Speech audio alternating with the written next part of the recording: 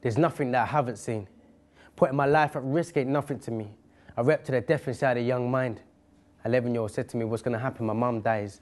I sat back humbly and felt like to cry just for my own mind and waited to take him in. I thought he's pain, but he's still putting a grin while his mum's out there, legs wide open, also on bending knees, smoking a pipe. What chance has he got? Preddie, established in 1987, height 5'9", weight 9.5, size 8. Been raised on the back of Finchley Park on a small block council estate.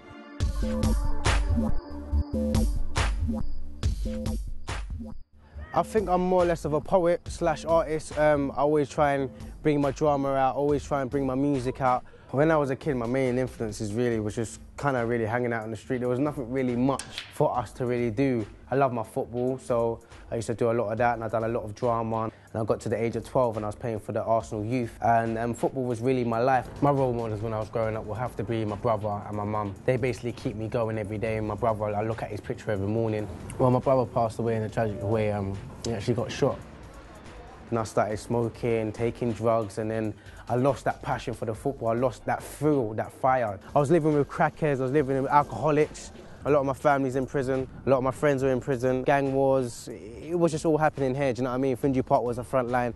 At that time, I was so angry, I was so aggressive, and until one day I started writing it down on a piece of paper, and that's when I found that I knew what I wanted to do, and that was poetry. Anything that I try and do in my life now, I try and make a positive spin onto it. I go into schools now and I tell people about my life, my experiences, things that I've been through, so they don't go down the same path that I went down. Being a community champion, I'm also the texting project assistant from Crime Stoppers. I've also built up my own workshop where I teach kids creative writing, poetry, drama workshops, and I think the more positive people you're around, the more positive you actually do, and I found that within my life. It's amazing for me to be picked and out of the 11, and I think that I'm just literally speechless that Umbro actually picked me and they thought that I had a talent.